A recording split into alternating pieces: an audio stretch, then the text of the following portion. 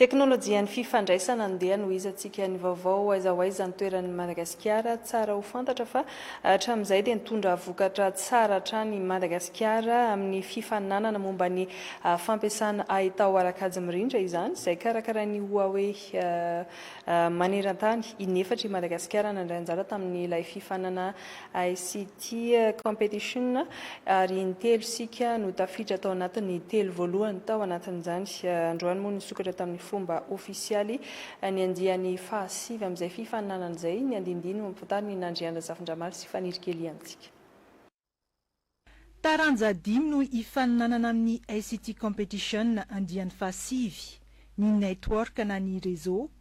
ny cloud, ny computing, ny mobile app programming, ary nampidirana ny IA innovation. Satria hoe efa miara-miasa amina université eto Madagasikara dia manana accès amin'ny plateforme de cours ireo mpianatra ireo, zany hoe mianatra meloa amin'ireo module ireo ary mandalina fa indrindra koa mahazo certification internationale amin'ireo module ireo, zany hoe le université partenaire anao hoe anisany tena manana avantage mandritra an'le compétition satria efa mahita an'le cours mitovy niveau tsara mihitsy ny zavatra ianaran'ny ankizy eto afahany miomana amin'le compétition sy ny ankizy hafa any ivelany. Tsy voafetra ny mpianatra mandray anjara izay tsara notindrindra no raisiny dia amin'ity taontia dia ekipa anankiray ihany isaky ny piste, zany hoe ekipa ray avy etỳ Madagasikara amin'ny network mpianatra telo zany dia mpianatra ray ohatr'izay koa ny cloud ohatr'izay koa ny computing, zany hoe raha manana mpandray anjara tsika amin'ireo piste dimy ireo dia mety manana ekipa Madagasikara anankidimy. Misokatra amin'ny mpianatra ny Mizahakatso, ny EMIT sy ny ENI Fianaran-tsoa,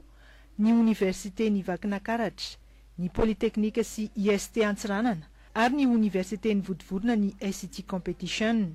Nahazo ny laharana faharoa taty Afrika teo amin'ny taranja network ny ESPA Vodivorona tamin'ny andiany fahavalo 2024 2023.